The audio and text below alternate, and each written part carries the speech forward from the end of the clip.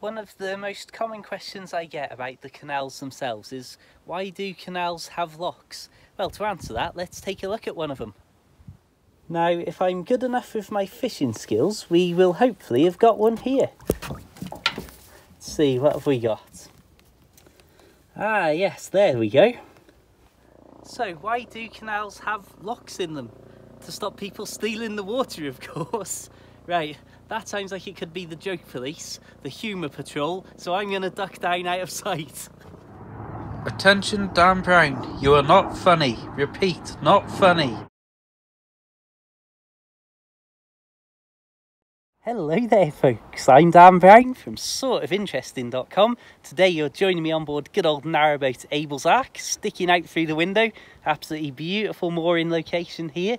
And well, we've got loads of footage to get through in today's video. We've got boat trips, we've got all sorts, and we're going to start with a look at a very nice little cat. Right, let's get stuck in. Well, under an absolutely beautiful blue sky, the clouds reflecting in the canal, almost like a mirror image there. It's about time that I picked up this bag of rubbish and took it down round past the locks on the way down to the Montgomery Canal and chucked it in a big skip. It's absolutely amazing how the Frankton locks come alive in the mornings and during midday over the summer months and over like the spring and the bank holiday weeks. As basically, to go through these locks down onto the Montgomery Canal, you have to book a passage, and they only open the locks for, I believe, 12 boats to go up and down, and that is only between the hours of 12 and 2. So yeah, it's all fun and games, and you certainly have an actual rush hour here as people are obviously coming up and down these locks at the same time, obviously while they're open. But the rest of the time, so we pan the camera around here, so I'm holding this in my left hand, so I've got this bag of rubbish. You can see it's absolutely deserted. Oh, what's your name?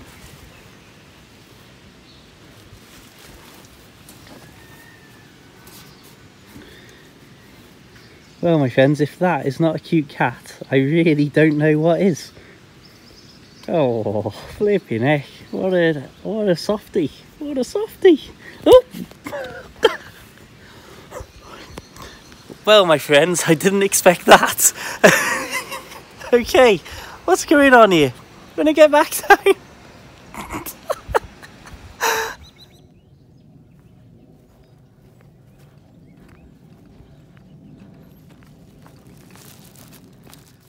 So I decided to walk down the little country lane after that lovely scenic view of the skips there, and soon I was back on the boat with the evening light as the sun started to dip. And well, let's just have a look. There's a surprise moment here. Wait for it, wait for it. In goes the dog. Anyway, moving swiftly on.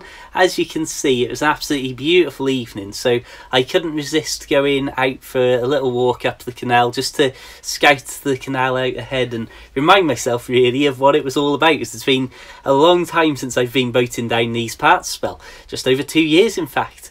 And as you can see, it didn't take long before it started raining, and that absolutely lovely day suddenly disappeared very quickly from in front of my eyes. But ultimately I thought, nah, look at it, it's still blue sky, it's still the lovely sun just hitting the side of the boats here. I'll carry on going a little bit further, I'll carry on going a little bit further. And ultimately you'll see in just a moment, the day after, just how wet my clothes had been by the time I'd got back to the boat, and I'd left them drying in the stern cover overnight. But let's go to the canal side right now. Okay then, my friends, I've ended up walking a lot further than I'd anticipated, past all the moored boats at Whittington Wharf.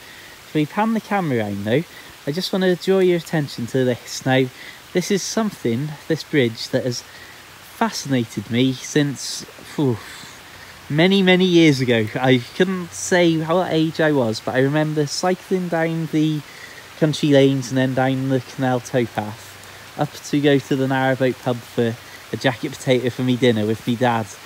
And I've always remembered we saw a log in the canal that really looked like a crocodile's head, which always fascinated me and stayed in my memory. But equally, I've always remembered this bridge, and it's something I always think about whenever I come this way, whether it's walking, bike or by boat. I just love the absolutely beautiful curve, like just the flawless craftsmanship and ornamental nature of that side of the bridge. Okay, so how wet were my clothes last night by the time I got in? They've been hanging up under the stern cover here, and you may or may not be able to see just how much water is still dripping down to the bottom of them here. Again, I think this is a similar case. Oh no, they're actually quite dry in comparison. Yeah, it's amazing because this is now the end of bank holiday week. It's Saturday morning as I'm filming this. There's not been a single boat around so far, and it is now just after 9 AM. I've been awake for just over an hour. I think I may just have a trip up around the corner just to have a little change of scenery, and it'll be my first ever solo trip on Abel's Ark.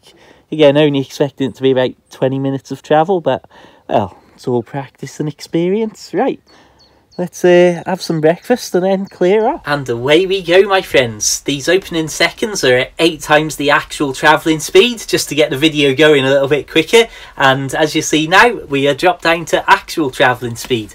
And I can only imagine it must be about 2 miles an hour or so. I'm certainly not one to rush around or anything, and I used to travel really slowly on my old boat Tilly, which admittedly the engine did have cooling problems. But as I always used to say back then, and as I say now, even with a brand new £10,000 engine in the back of the boat that was only fitted last year, why would you want to rush? I mean, look at this, even on an overcast grey day, and even with this video footage sped up 8 times at the moment, you can see how slow we're travelling, and what a beautiful place it is to travel through in whatever weather condition. Although hold that thought, as we're going to see some rain in this video repeatedly, so it might change your mind on how nice it is to boat at slow speeds through the countryside. But really, in all seriousness, as I've said so many times, I mean, the idea when you're on a nice empty canal like this, where, as I said, there's hardly been any boats around during the daytime so far, and I don't think I passed a boat. I'm not sure if I did or not on this little 15-minute, 20-minute little boat trip that I did. But ultimately, it's, I mean, look at this, how slow we're travelling underneath this bridge here. This is what I consider a normal travelling pace, and if there's boats in a hurry that come up behind me, then I'll pull over and let them go, which again lets them keep up the speed that they want to travel, and also slows me down even more because I'm literally at a standstill while I allow them to go past, and then just let them have a little bit of a head start to get up and away, rather than me be then following right on their tails. But again, when you're looking at places like this, I mean, look at this particular spot here between the two bridges. You've got your farmhouse and your rickety old buildings, and then just your overhanging trees on the one side, and ultimately leading up to the next bridge, again one of my favourite bridges, this really rural place, nothing but a dirt track over the top of it. What on earth more could you ask for in terms of like wanting to see the countryside and seeing a different part of the countryside that you might not necessarily see from roads and footpaths and all the rest of it?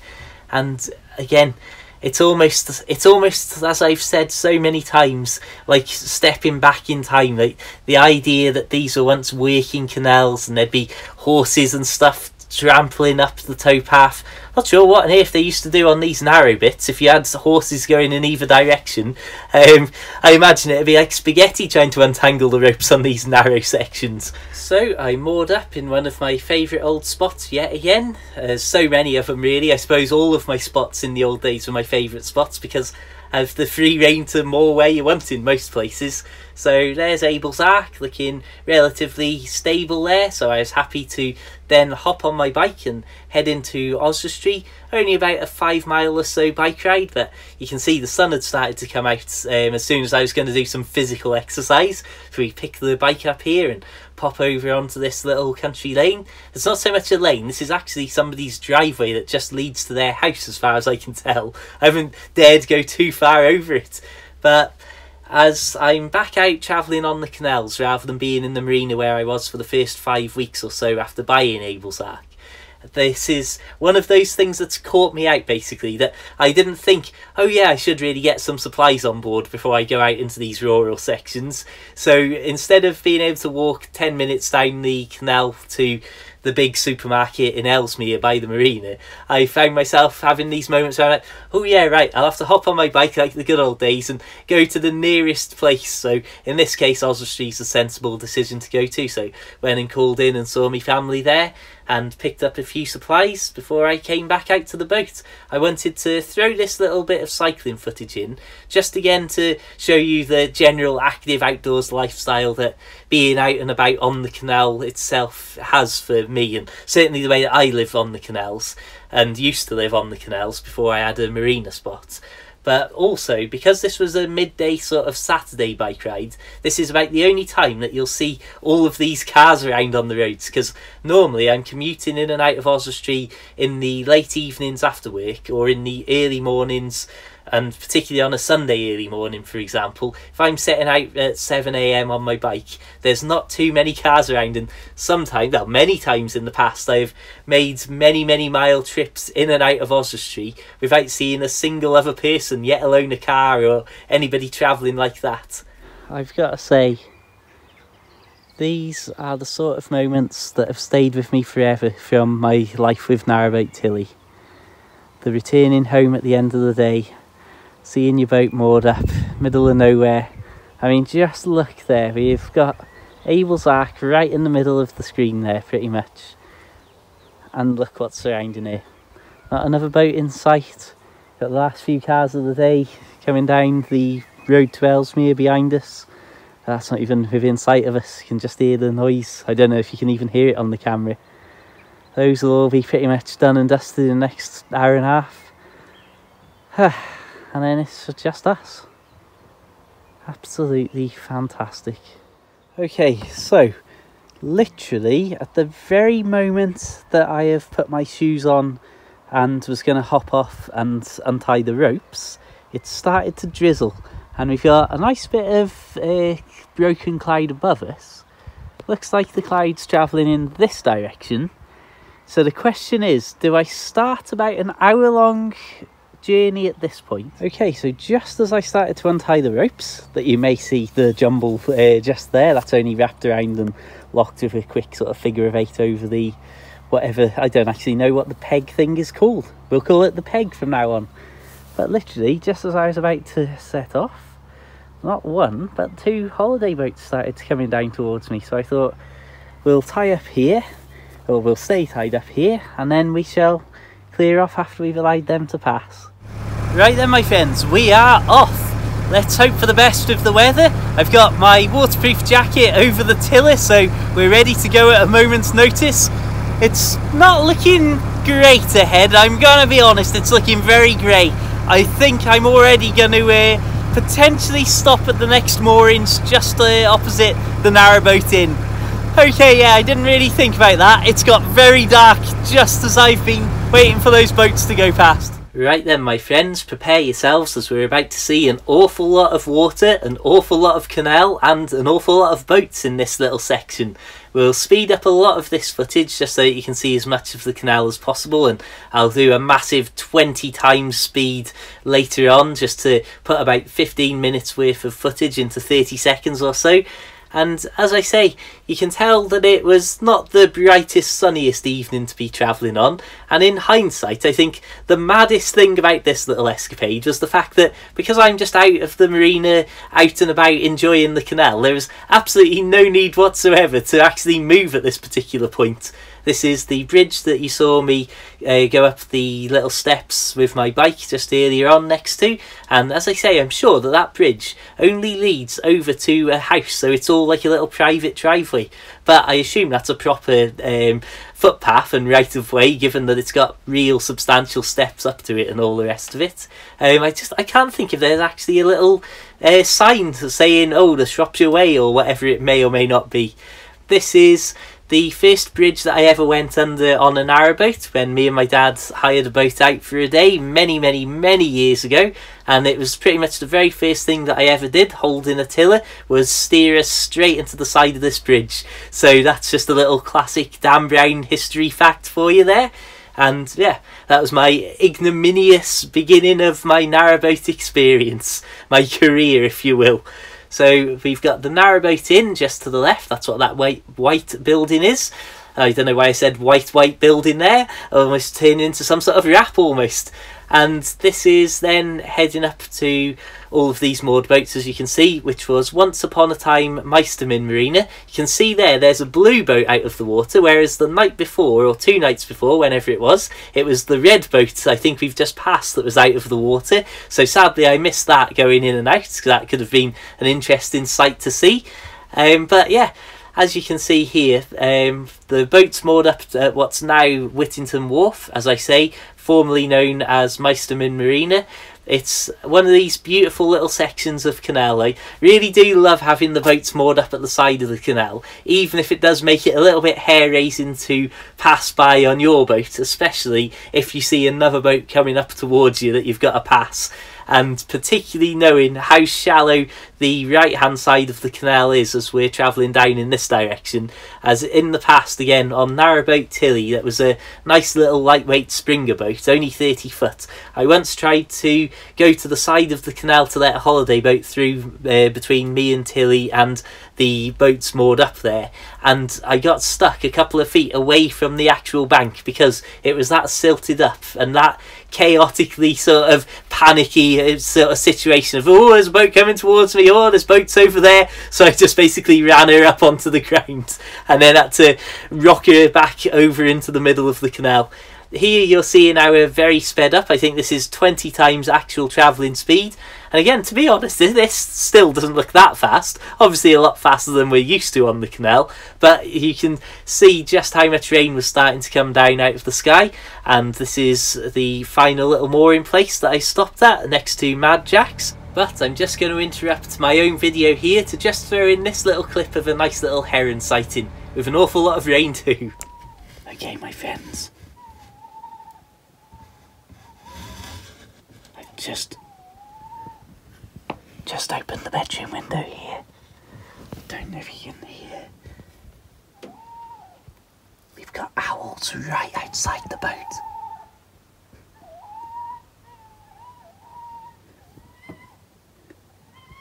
There's at least 2 of them.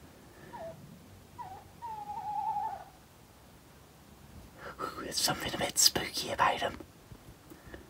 I don't know if you can hear any of this on the camera or not. Well, my friends, what an absolutely beautiful morning this is. It's about 7:30. I've given myself an extra sort of quarter of an hour lie-in because I'm so close to Oswestry where I work that I thought, oh yeah, we'll wait all the way until 7:15 to set an alarm. So as you can see, Abel's Ark is just there in the background. I always walk this last little section of towpath as it's a notorious place. Oh my goodness me, interrupted by the birds here. It's a notorious place for punches down on this little section. You've got a lot of hawthorn in the hedgerow and stuff here. And so again, even though I'm very close to work and very close, hopefully it's going to be less than a 20-minute ride into Oswestry, which is absolutely nothing compared to some of the rides that I've been doing in the past from Narrowboat Tilly and so on. But ultimately, I still don't want to do that ride with a puncher. Certainly not on the lovely new bike here. Yeah, so I suppose I should really hop on my bike and pedal in. Doesn't matter how close to Oswestry I am if I don't actually start moving there. Right. So once again we hop on the bike, this time to head into work for the day, and on a beautiful Sunday morning like this, what more can you ask to sort of build your day up and get started on the right foot, I suppose. As you can see, we've got the sun in the sky, all the trees lit up with that early morning low sun, beautiful blue sky above it. This is Whittington Castle that we're passing by now. Again, just an absolutely beautiful sight, the sort of thing that makes it like cycling through a fairy tale to work sometimes. And ultimately, this is what I've said so many times in the past. I know that a lot of the stuff I'm talking about in these videos at the moment is reminiscing to a certain extent, because obviously this is me getting back into boat life after being away for 2 years. But ultimately, it's this sort of stuff, and having these moments on the bike, and particularly the really nice bike rides like this at the start and end of the day, rather than the terrible weather winter bike rides, it really gets you started in a good way. And also it's a nice way to wind down at the end of the day too. And in the evening, when I returned back from work and from Oswestry and all the rest of it, you can see, like, coming back to this as your final end, this is the destination basically, and it puts you in a good mood. It makes you forget about anything that might be going on in the daytime, and almost it's like running away to the canals, away from the real world to a certain extent. And in this particular evening, because it was so beautiful, I thought, you know what, let's have a walk up, only about 15 minutes or so, just round the corner to the New Marton Locks. Again, I knew that it was going to be the first time that I'd been through locks on the new boat in the upcoming days, so I thought it's a beautiful opportunity to just enjoy the scenery and have a walk through the lovely rural sections of the Llangollen Canal that we've got up here. And it's also an opportunity to just go and have a nose around and remind myself, oh yeah, this is what a lock's like and this is how I work it. And while I was up here, I bumped into somebody who was on holiday, and probably must have been talking to them for about a quarter of an hour. Just, they were telling me about how they'd spent a year on a boat in the past and gone all over the country travelling, and then they were quizzing me about the new boat. But really, it was just nice to hear somebody else's opinion on this local area that I, of course, have grown up around here, so I've always been out in these sort of places on my bike or walking over the years. And it's just nice sometimes to hear that, sometimes really, hear the perspective on some holiday boats of people from different parts of the world even, and the little things that they pick up on about the area. Right then, my friends, it's approaching midday on Monday, so I'm about to hop on my humble little bicycle and head into work. So I'll be there sort of working a late night, give or take. Well, about 9 o'clock, 10 o'clock at night I would normally say is a late night where I work. And so luckily where I am here is only a 20-minute bike ride between work and the boat basically. So that's not too bad at all. But even with that, I've still set the boat up inside as perfectly as I possibly can to be able to just walk in straight after work, well obviously bike in, walk into the boat straight after work, and then be ready if I want to just go straight to bed within about 5 minutes, or everything just be nicely set up to have something to eat and all the rest of it before I then go to bed.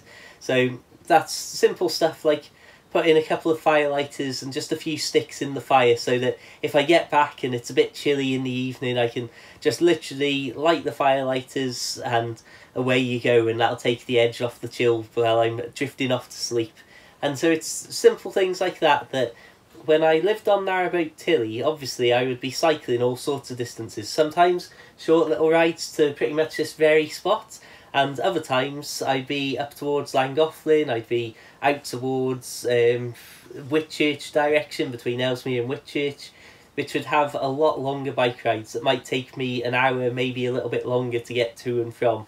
So obviously if you're finishing work at 10 o'clock, then you have to allow yourself a little while to get adjusted and changed and then back on your bike. Then say another hour on your bike, that's taking you to 11, and then obviously you'd get back on board and you wouldn't feel like, oh god, it's so cold, I'm gonna have to start fiddling with the fire. And so as I say, I soon learnt that in the mornings before I left the boat, to set everything up so I could walk straight in and have like, oh, food's ready, or oh, get the fire lit. It's only just a case of putting a match in it. And yeah, really, I suppose it's all good. Right, instead of wittering on at you, I suppose I should head out here. It's actually a nice day. It's we haven't got that beautiful sunshine that we did have, which is a double-edged sword. It's making it far less hot and sweaty. Right then, my friends, we're at Whittington. It's about 11 o'clock at night. It's a much later trip back to the boat than I'd intended after work today, as unfortunately I was a little bit sick after work. So that slowed me down a little bit, but I feel absolutely fine now. Annoyingly, I thought, oh, we'll stop and do a bit of filming outside Whittington Castle. And as you may be able to tell, the camera can barely pick up the castle here. That's the main entrance just there, and the two front sort of turrets over the portcullis, or whatever you want to call it. So yeah, as I say, this really sums up why it's, I believe I said this morning, I can't remember what day's what if I'm honest, but this is why I always say when I leave the boat in the mornings, try and have it set up so that you can just go straight back in depending on whatever time you get back in the evenings. And if you need to light the fire's ready to light. You're not trying to get coal out of bags on the stern or put the fire lighters and the wood in. It's just literally chuck in a match or two, get it going, and then obviously while that's starting to warm up, you can fetch your bike on board or do whatever needs doing on and around the boat. Even just get straight in bed. Here's a rare sighting for you folks. Me without a hat. Anyway, in all seriousness, just wanted to do a little bit of two-camera filming. So I haven't done any sort of vlog style stuff today, so I've been getting stuff done on board. Did a video just talking in general about my plans and stuff for boat life in the near future, and been sorting out more notes and writing and stuff for the next book. But ultimately, just wanted to point the camera around and say it's been quite a busy day with holiday traffic about today. We're at Hinford by Mad Jack's at the moment, for anyone who knows the area. You've got the New Martin Locks and St Martin's just up there around the corner. But ultimately, as I say, it's been quite a busy day today. When we're out here in a beautiful place like this, with all of this traffic, I mean, look, you can barely move for boats down here. That really sums up, I suppose, what I count as busy at the moment. Although, admittedly, in the summer months, over the next couple of months when the school holidays begin, if you go up around that corner, there'll be literally sometimes boats backed up for hours waiting to get through the locks and stuff like that. So I'm going to try and pick my travel wisely over the next couple of weeks. I think I will hop on my bike in the not too distant future, as I'm going to go and meet a couple of friends in town as we're going out for a drink of Coke, as many of you know. I don't actually drink, so very often find myself as the only sober person around. But being about, as I say, less than 20 minutes ride away from Oswestry, it makes things like that a lot easier to sort of stay in touch in that active sense of being there physically rather than being in a Facebook message. But yeah, what an absolutely beautiful place. And again, I mean, I just said that it was quite a busy day, and now it would appear that I am a total liar. Again, birds in the trees, road somewhere, and maybe that line of trees in the distance. And that's about all the noise you're getting around here, folks. Right, I suppose I should pack my bag and head into Oswestry. There's a rule that I always try and live by, and that's simply any evening that begins in a pub must end at a KFC. Finger licking good. Okay then, my friends, tonight I'm here just in time to still get that little bit of a sunset look at it. That green light you see interfering with the screen is a traffic light. And as I say, it looks a lot brighter and clearer if you're here looking with your actual human eyes. But you've got the moat just down at the bottom of our picture here.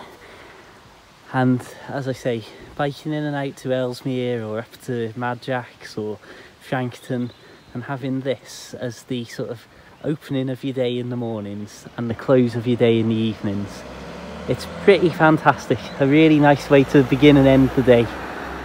Right then, my friends, sadly you almost certainly won't be able to see this on the camera, and I've put the light and the white balance right up to the top, so it's looking very, very grainy sadly on screen. It's darker than it appears on the screen now in real life, but you may just be able to see there's like a little bit of rolling mist across the fields here. And as I've said so many times, just like with the castle that we were passing just down the road from here, this is the road down to Mad Jack's now. Just a nice little country lane, as you can see, cutting through the fields towards the woods. The woods on the horizon are the old railway embankment, where the railway used to cut across to Ellesmere.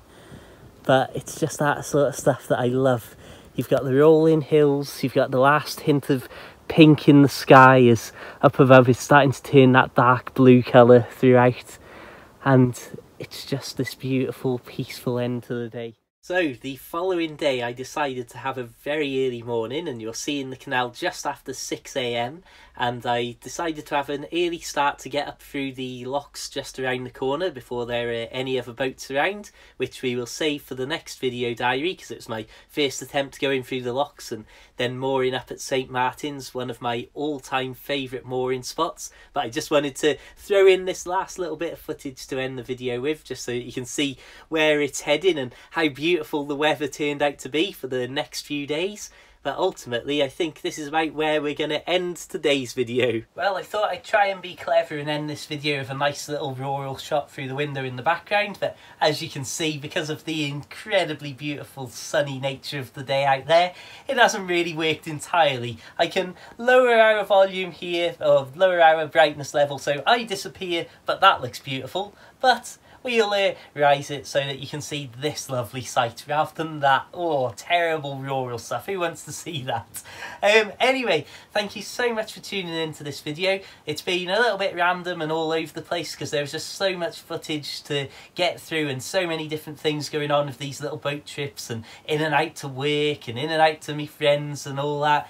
But ultimately, the last couple of days since this, the bulk of this video was shot, I've been up through the locks, and obviously now, well, not obviously, this is where my old winter mooring was, and so it's been just beautiful sunshine constantly since then. So there's loads of really great footage to come in the next video diary video, so I hope that you'll enjoy that. As for the time being, thank you so much for tuning in. Please do check out my other videos, as there's literally hundreds of videos from when I used to live on Narrowboat Tilly, as well as the documentaries and short films about boat life that I used to make. Please do, if you would like to help me out, consider checking out my short books available for the Kindle. Visit narrowboatbooks.com to go straight to my Amazon page. You'll also find my handy paperback, which is a few of my shorter Kindle books all put together in one helpful, handy physical volume. So please do consider checking those out, as it really does mean a lot to me and it really does help me out. And ultimately, check the links in the description. You'll find the books, you'll find the Facebook page, you'll find me on Facebook and Twitter and everything under the sun. Millions of links in the description, not literally. And well, until the next time, my friends, just have an absolutely fantastic day. Keep it interesting, keep it boat worthy, and of course, my friends, farewell.